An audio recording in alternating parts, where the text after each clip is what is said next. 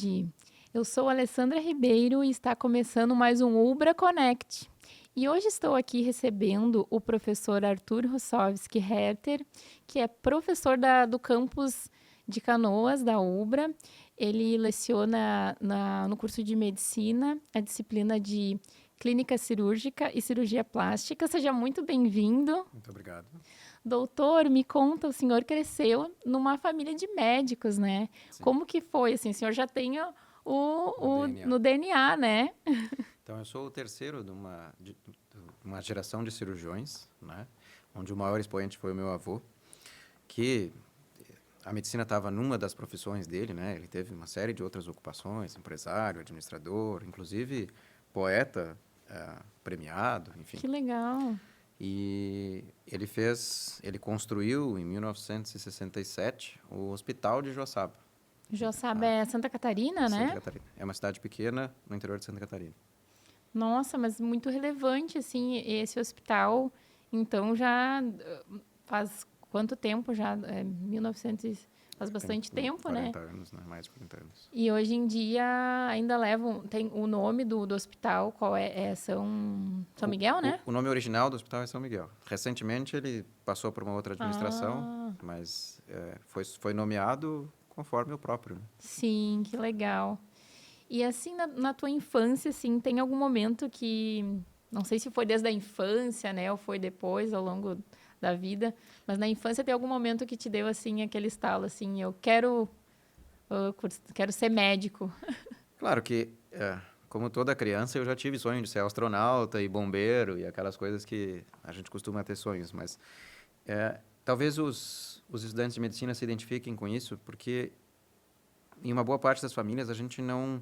É quase como se a gente não imaginasse outra coisa, né? A gente cresce com aquela ideia e isso vai se materializando e a gente vai descobrindo no meio do caminho.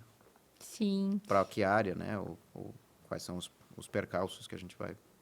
sim. E tem algum outro médico na família, outros médicos, ou... Tem, além do pai, né? Meu pai também é cirurgião plástico, eu tenho tios que são médicos também, e o avô, que foi o primeiro aí da geração que descenderam todos os outros, né? É Que uma família legal. de médicos, na Tem verdade. bastante inspiração dentro da própria família. Não sei também se tem fora alguma personalidade que te... O maior expoente da cirurgia plástica é o Pitangui, né? Que faleceu não tão recentemente. Eu conheci o Pitangui num congresso em Barcelona, pessoalmente. Que Então a legal. gente foi, ele foi aluno de uma das escolas onde eu fui também, É né? interessante, né, conhecer os nossos, digamos, os inspiradores, né? Os ídolos inspiradores. Sim. E a decisão, assim, pela cirurgia plástica, ela veio depois, ao longo do caminho, como que Foi, foi? foi bem tardio, assim, bem tardio mesmo, né? No último ano da medicina, primeiro, na medicina eu fiquei entre clínica cirúrgica e cirurgia. Eram duas coisas que eu gostava. A gente tem os 4 grandes estágios, né? A pediatria, a ginecobstetrícia, a cirurgia e a clínica. Então, eu basicamente excluí que eu não ia ser pediatra e eu não ia ser ginecobstetra, né? Então, eu fiquei entre clínica e cirurgia. E a cirurgia me atraiu mais porque tinha um certo imediatismo maior, assim. Tinha uma coisa mais física na cirurgia. E isso era uma coisa Sim, que me chamou a atenção. Eu gostava de fazer isso. sim, a cirurgia plástica, ela tem a precisão técnica, né? Também tem a questão estética, que é a transformação, né? O resultado da cirurgia plástica, para algumas coisas, ele é muito imediato. Então, tu reconstrói um nariz, ou faz uma rinoplastia, ou faz uma otoplastia, e tu enxerga já a nova forma quase que imediatamente, Sim, né? Então, isso é uma das coisas que é interessante de ver isso, assim, porque as outras coisas, a clínica, por exemplo, né, fora da cirurgia, mas a clínica são coisas que demora, são ajustes, e tu vai, sabe, para conduzir um paciente clínico, às vezes a mudança que tu espera vai levar dias para acontecer. sim, até mais tempo, né? Dependendo do caso. Sim. Mas tem algum caso marcante, assim, que te lembra, assim? Eu acho que as primeiras coisas, né? As primeiras cirurgias que a gente vai fazendo para tudo, assim. De cabeça eu me lembro, eu fiz a formação no Hospital de Clínicas das otoplastias, né? Então, que era a cirurgia do R1. O R1 é o residente de primeiro ano. Mas o Então, que seria otoplastia, otoplastia? cirurgia da orelha. Ah, da orelha. E a gente tinha daí no Hospital de Clínicas aquele intervalo que saíam, assim, os R+, que a gente chama. Então, era o momento que o cirurgião plástico colocava, assim, tipo, 4 cirurgias por dia. E aí ficava lá operando orelha. Nossa, Então, isso foi uma coisa legal, assim, na formação. Claro que tiveram vários outros casos ali dentro, mas essa talvez tenha sido... uma experiência que marcou. Aí tem várias outras, né? Mas, assim, eu fui premiado também, no começo da formação, com os queimados de Santa Maria. Então, eu Nossa, presenciei esse episódio aí, que depois deu origem à série, né? A Noite que Não Terminou. sim. Então, inclusive, a paciente que deu origem à série é uma das pacientes que estava no Clínicas. Né? Então, Nossa, tem uma correlação que a gente vai descobrindo depois, bem interessante. sim. E eu era o R1 lá nessa época. E essa premiação, no caso, foi pela atuação? Como que foi? Não, vocês vão lembrar, eu não sei, né, a idade de cada um aqui, mas foi uma tragédia lá com 240 mortos. Sim. Tá? E para isso o pessoal precisou deslocar os pacientes vivos, obviamente, para todos os hospitais do estado. Né? Então, o pronto-socorro recebeu alguns, o Clínicas, que não é um centro de queimados, recebeu alguns, o Cristo recebeu outros, o Conceição recebeu outros, a Santa Casa recebeu outros. Então, eu começo a minha residência com o meu R2 me perguntando, assim, meu futuro R2 na época, não quer começar antes, estamos precisando de ajuda. Então, foi assim o início da minha residência, né? Com os queimados Ah, de Santa entendi. Maria. Ah, então a questão de ser... Achei que premiada era alguma coisa em relação a uma premiação, mas no caso, no sentido de ter essa experiência, né? Em um momento tão Mas importante, né? até certo ponto, foi um prêmio, né? Porque não é... O Hospital de Clínicas, ele não é uma referência em queimados. Logo, a gente não receberia esses pacientes de outra forma. Sim. Então, foi uma A situação ação, que acabou uma contribuindo com a circunstância. tua prática, né? E aí, depois, mais recentemente, eu acabei caindo no pronto-socorro, que basicamente trata um Outras monte de queimados, né? Sim, Então, eu entrei ou os queimados, ou eu fui chamado por esta vida para atender queimados, se sim. preferir. E a tua história começou lá em Joaçaba, né? Que é Isso. uma cidade pequena. Daí como que foi, assim, vir, assim, Quando as pra pessoas do Porto Alegre? interior, então elas têm referências, né? Na época, lá da universidade que abriu lá em Santa Catarina, teria sido o primeiro ano. Né? Então, se eu tivesse ficado lá, a primeira turma sim, seria minha. E a gente tinha como referências familiares, Porto Alegre como local para fazer a formação. Né? E então, tios meus estudaram e moraram na mesma casa que eu estudei durante a residência. Então, era o caminho natural, digamos. Sim, Né? E eu fui fazendo toda a minha formação aqui. E aí, depois, passei um tempo em Santa Catarina e acabei voltando para cá. Agora em sim. 2021. E como é que foi, assim, esse início da tua trajetória como docente, né?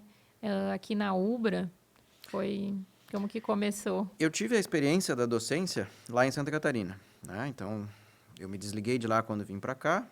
Então, aqui eu estou trabalhando no consultório e no pronto-socorro.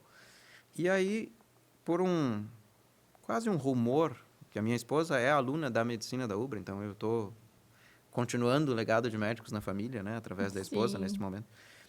Ela comentou, a Ubra está precisando de professores. Né? E aí eu me apresentei para o responsável, depois fui selecionado, entrei na clínica cirúrgica. sim, E aí depois acabei entrando na disciplina de cirurgia plástica. Isso é bem recente, então tem agora nesse semestre. sim. E como que é, assim, sempre imaginou dar aula? Ou... A primeira experiência como docência, basicamente, é porque eu precisava de um trabalho. Então, a gente sai e isso não foi aqui, né? Isso foi lá em Santa Catarina.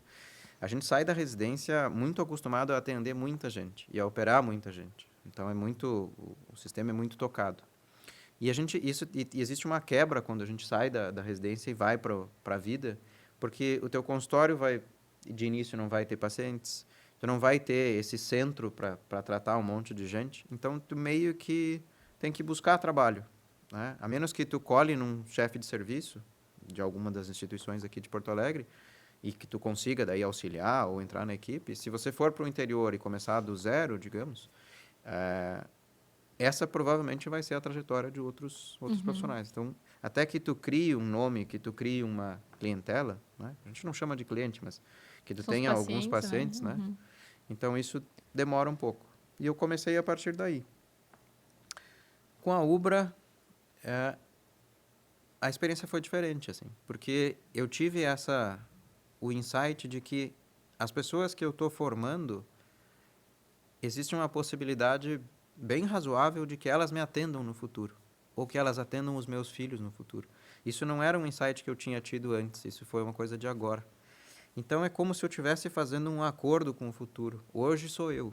Se eu conseguir passar boas coisas para vocês, alunos que estão aqui, logo, alguns de vocês vão se interessar por estarem no meu lugar mais adiante. Sim, é uma troca bem bacana, né? E essa proximidade, né, dos alunos com o professor e te tendo assim, assim como os alunos te têm como referência, já conversei com as alunas de medicina que já me falaram, né, Sim. da experiência que foi incrível, inclusive a aula de sutura nos laboratórios aqui da Ubra que não são somente com a pele artificial, mas também com a pele real, né? Tecido real, como se Sim. fala. Tecido de cadáver, né? A E gente elas usa. me relataram que foi incrível, assim, até porque na cirurgia plástica tem que ter o mínimo de cicatriz possível, né? Então, aprender isso com profissionais como o doutor, né? É bem relevante, assim, para os alunos essa experiência. E do teu lado, assim, como docente, né? Como que é essa troca aí na aula Sabe que prática? isso foi uma coisa também recente, é um outro insight mais recente, que foi basicamente assim. Eu, numa das aulas de sutura, eu ensinei os alunos a darem nó, né? E aí eu tinha aquela ideia de que não, é uma coisa mais ou menos complexa, isso é uma coisa de cirurgião, isso é uma coisa de plástico, isso é uma coisa de, né, como se fosse uma habilidade muito específica. E eu fui mostrando para os alunos de uma forma que todos os alunos saíram fazendo as manobras que eu tinha ensinado. Isso na primeira vez que eu dei essa aula sobre essas coisas, né? E aí chegaram as outras turmas para dar aula e elas disseram assim, não, mas isso aí é talento, isso tem alguma habilidade especial. Eu digo, não, Sim, não um tem, superpoder. não tem talento nenhum. Todos os alunos que passaram por aqui treinaram, né? Que eu consegui ensinar e todos eles conseguiram reproduzir. Então isso é gratificante isso para um professor, porque tu vê que esse mesmo imediatismo que tu tem de um resultado de cirurgia, tu consegue ver um aluno adquirindo uma habilidade. Sim, com Isso é muito certeza. legal. É muito gratificante ver, eu imagino. Na cirurgia plástica, isso é fundamental, né? Principalmente em todas, né? Tem que ter essa prática, essa precisão. Mas quando se lida com estética, né? Sempre tem um padrão muito alto, né? Então, ver que os alunos estão conseguindo reproduzir é um motivo de grande De orgulho, orgulho, né? com certeza. Sabe que essa parte é o ponto sensível da plástica. Porque o que acontece? As outras especialidades, não existe uma avaliação subjetiva de resultado. Se você faz uma cirurgia de vesícula, ela funciona no momento que você não tem mais a vesícula e não tem mais as dores pelos cálculos. Sim, A plástica, o que é funcionar uma cirurgia plástica? Então, esses questionamentos e essa avaliação subjetiva que os pacientes têm, isso coloca nuances de complexidade na plástica que não tem em nenhuma outra área, sim. né? E que é quase que exclusivo das cirurgias estéticas. Que é relativo, né? Aquele resultado final, enfim. Bom, o nosso papo está muito interessante, mas eu tenho que chamar para um breve intervalo e já já a gente volta.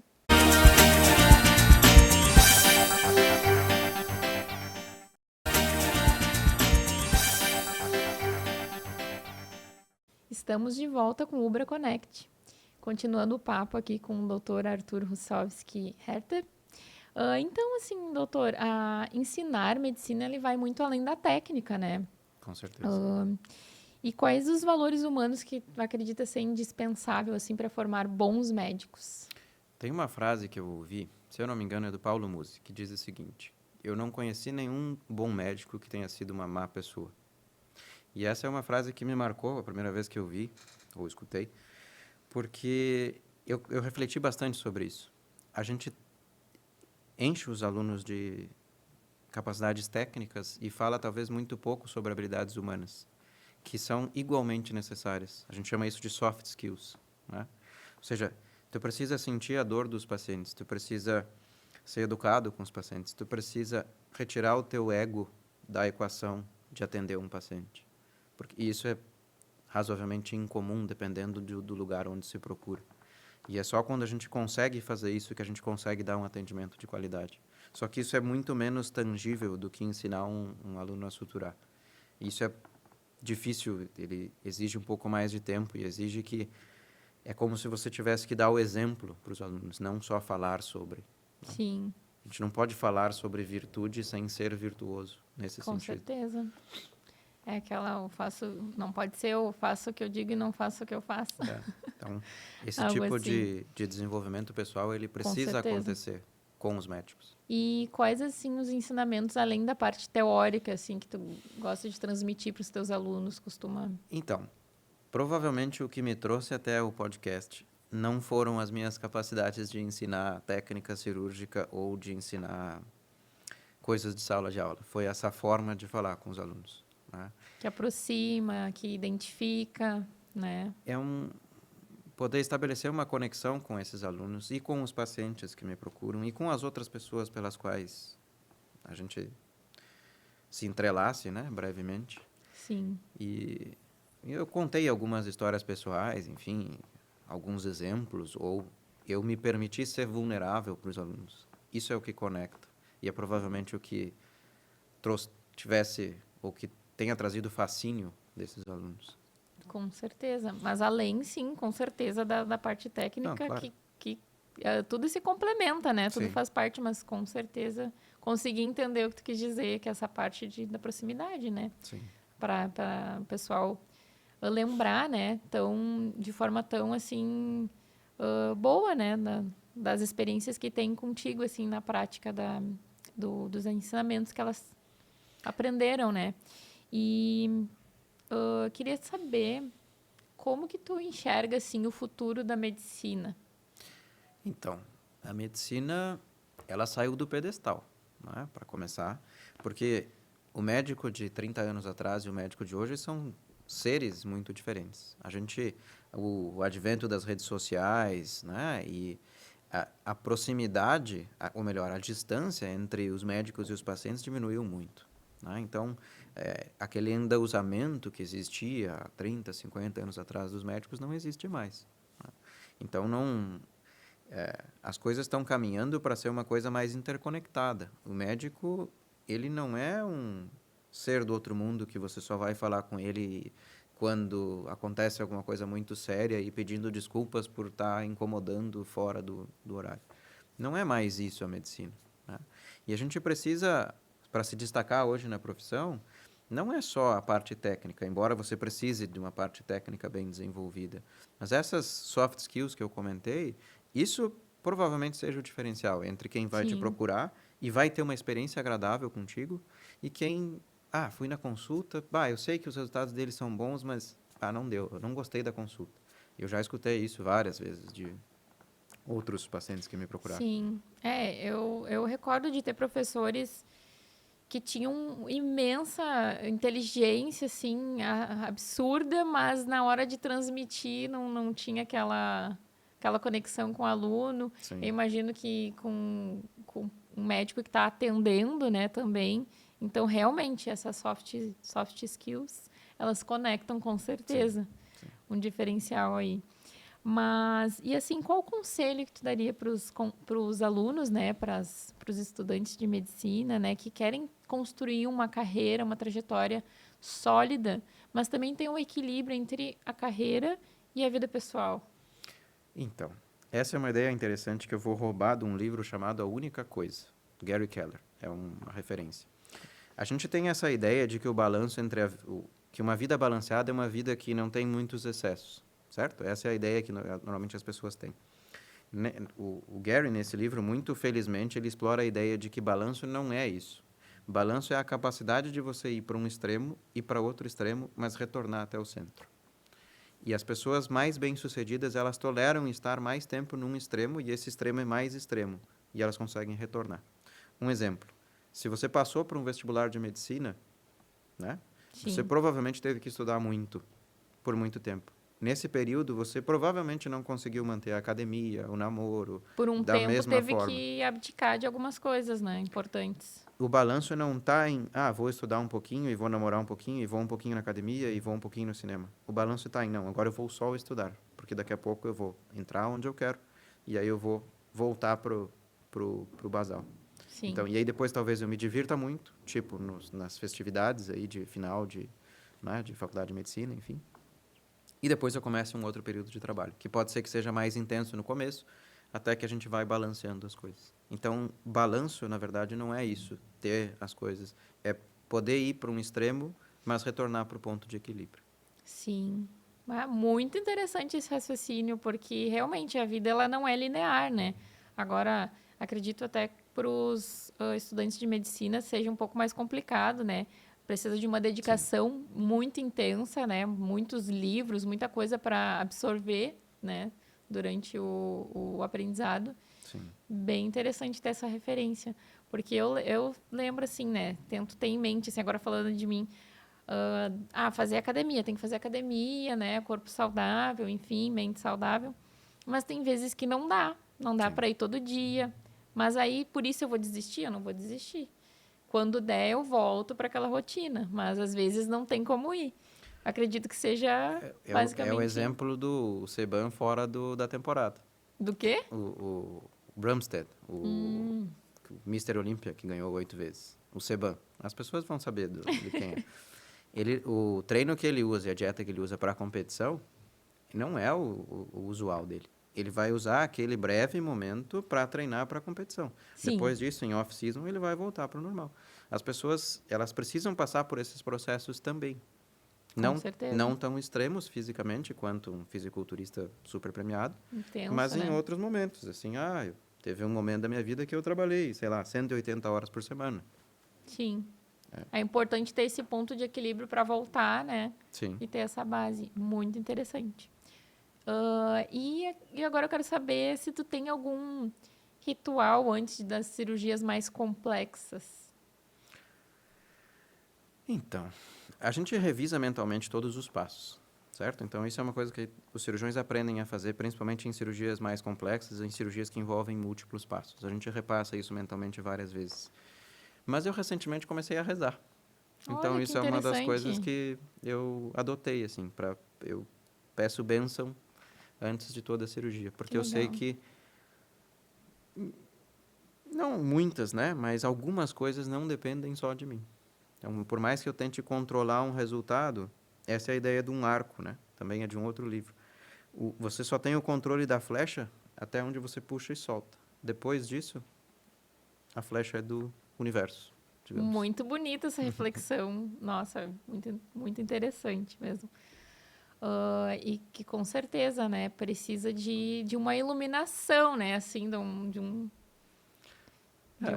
Essa ideia também é estoica, né? Essa mesma ideia tem, da flecha. Ou seja, você tem que se preocupar com o que você pode fazer.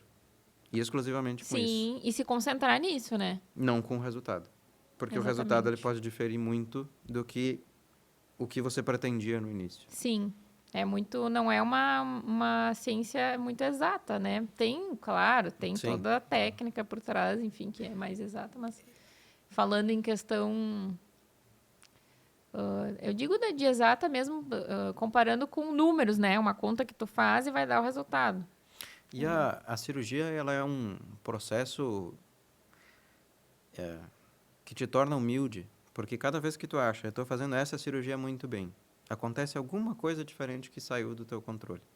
Então a gente vai aprendendo a ser humilde com a própria prática, porque sabe, por mais que tu, não, eu vou repetir exatamente os mesmos passos. Chega lá um outro paciente, o músculo é um pouco mais alto, a pele se comporta diferente, ele sangra mais do que deveria, ou alguma outra variável que tu não está esperando, mas no fundo não espera que aconteça. Sim, Então a gente aprende com cada novo procedimento. muito interessante. E essa visão, tanto na prática quanto na sala de aula, deve ser diferente, né? Não. Não? A sala de aula, cada aula é diferente. Isso é uma das outras coisas que eu percebi recentemente também. A gente adapta conforme o feedback imediato dos alunos. Então, se eu percebo que isso é uma coisa que eu tive esse insight faz uns 15 dias. A gente percebe que o aluno está mais interessado, a gente oferece mais coisas para ele. Sim. Então, a gente vai conectar melhor com uma turma do que com outra, dependendo de como a gente encontra. Varia, né? E mesmo na mesma turma, em momentos diferentes. Então, não existe uma aula, por mesmo que tu... vou pegar os mesmos slides, vou falar das mesmas coisas. Não existe uma aula igual a outra. Isso é uma coisa que eu percebi recentemente, que também é muito interessante de pensar. Que legal. Foi muito boa a tua participação. Infelizmente, o nosso tempo está acabando, mas fica o convite para participar de outros episódios, né? Foi um prazer tê-lo aqui Que agradeço. nesse episódio. Muito obrigada. Quem quiser seguir, então, o doutor nas redes, né? Doutor Dr. Arthur Plástico, no Instagram. Então, fica o Instagram para quem quiser seguir. E é isso. Uma boa tarde. Muito obrigada por estarem com a gente.